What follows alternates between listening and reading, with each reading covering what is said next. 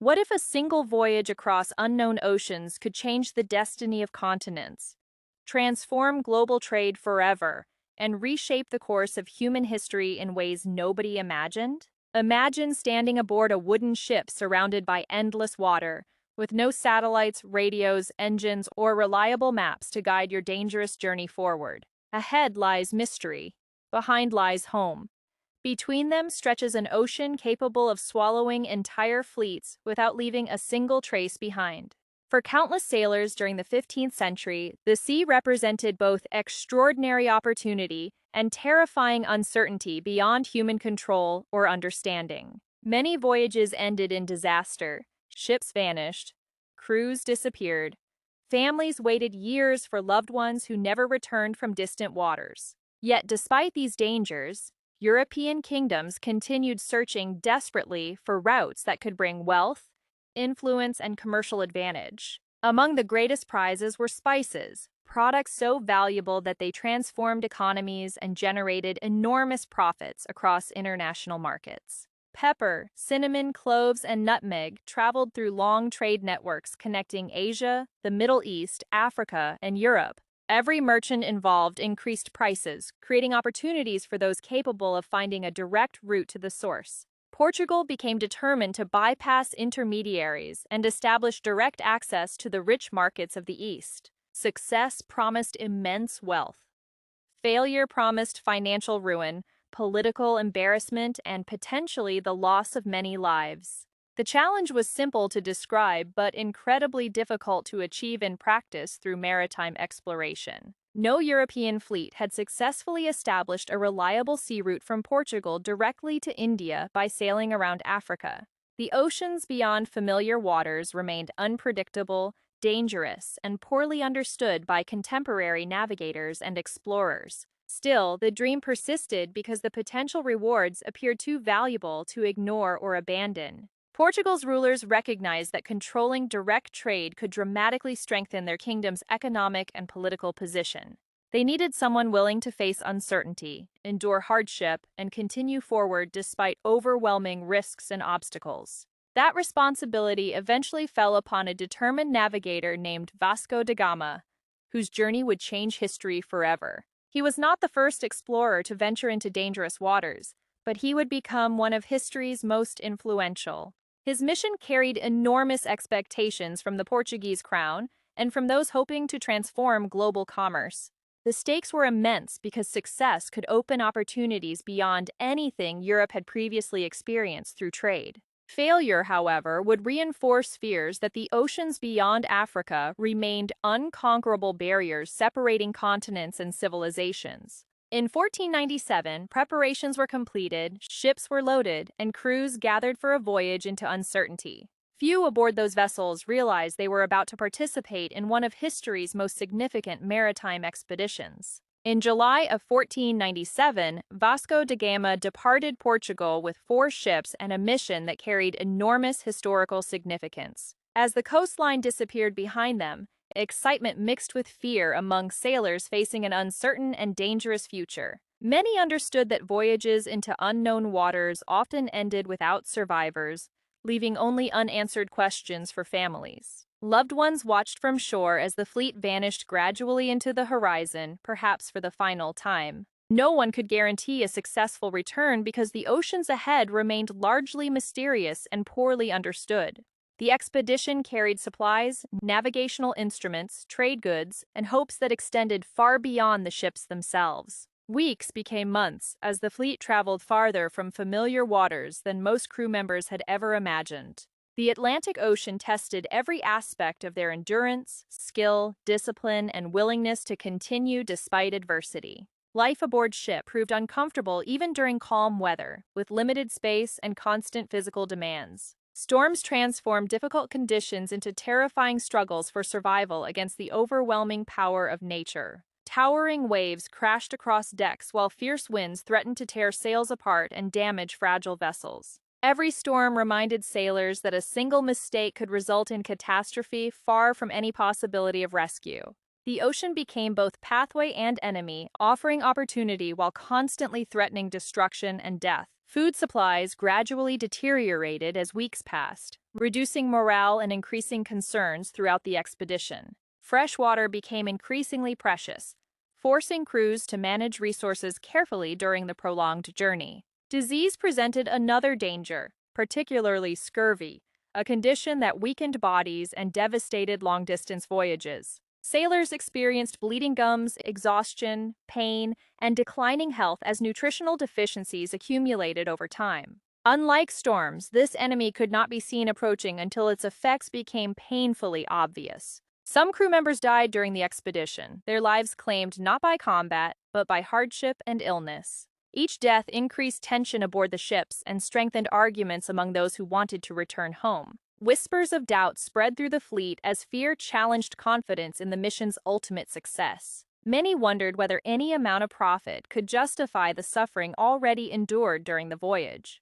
Yet Vasco da Gama refused to abandon the expedition despite mounting pressure and growing uncertainty among his crews. His determination would soon face its greatest test at the southern tip of the African continent.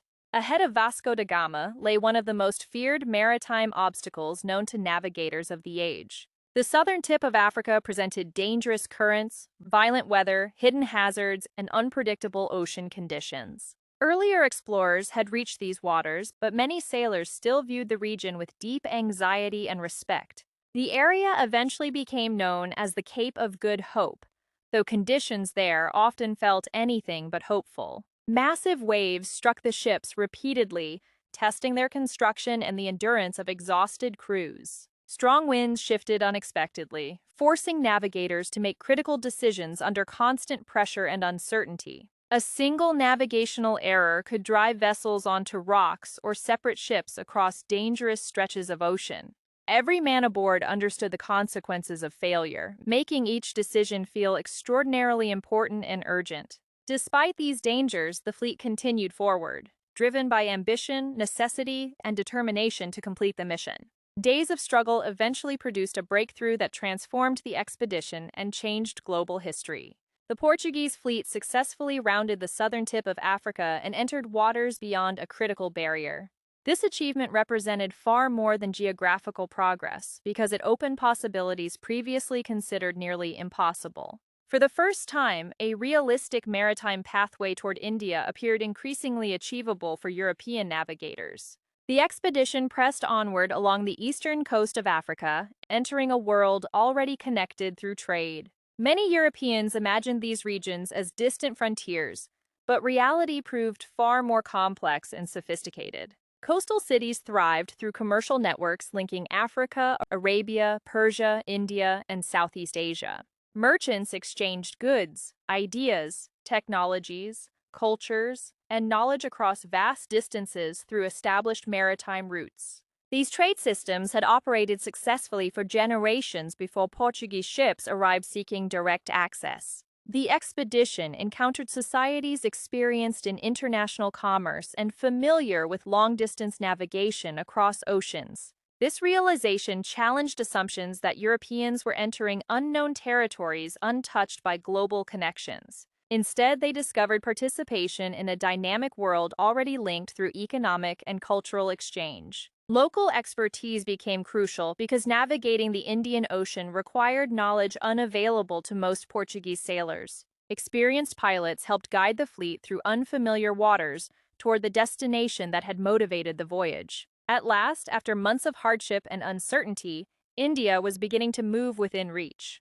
In May 1498, Vasco da Gama finally reached Calicut on the southwestern coast of India after an extraordinary journey. The achievement marked one of the most important moments in the history of exploration, trade, and global connectivity. After months at sea, the sight of land represented relief, success, and validation for the expedition's sacrifices. Yet arriving in India revealed a reality very different from what many Europeans had expected beforehand. Rather than discovering an isolated region waiting for outside influence, the Portuguese encountered a thriving commercial world.